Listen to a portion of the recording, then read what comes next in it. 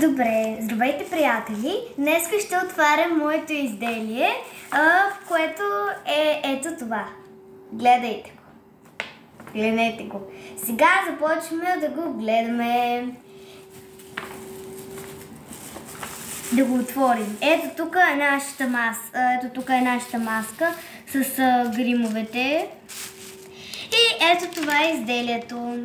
Да го обърна да го видим. Ето това, тук пише моето име и възраст. Ето това съм аз. Нарисувала съм се аз. Ето тук има легенда. Таинствена спирала. Кукла, която мисля, че е тази в нейлончето. И аксесуари. Тези, с които можем да гримираме куклата. Ето тук, после ще се напише оценки. 6 е усмихнато човече. Така леко намръщено е 5. Така лицето да е така е 4. И 3 е така. И 2 вече е със сълзи. Ето тук съм си направила така опътването, защото то се знае какво трябва да се прави. И ето тук пише моето име. Тук са сърце и тук обикновено.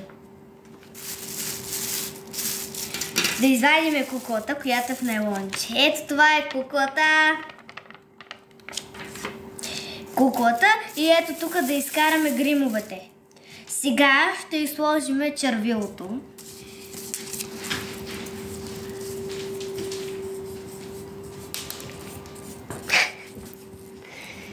Слагаме и червилото.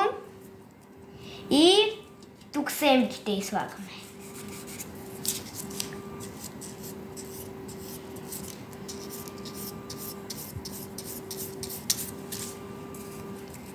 И сега тук изслагаме.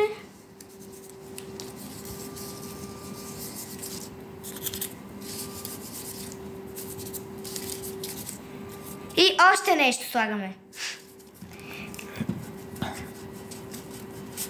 Това е така, ще го сложим.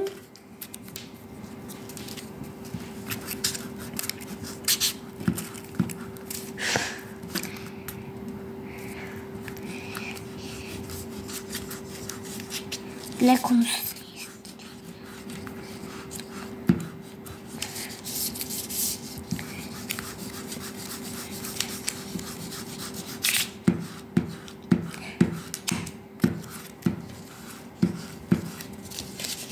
И сме готови.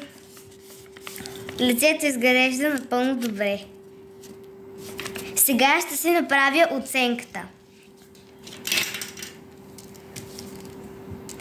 Не е 5, не е 4, ни 3, ни 2.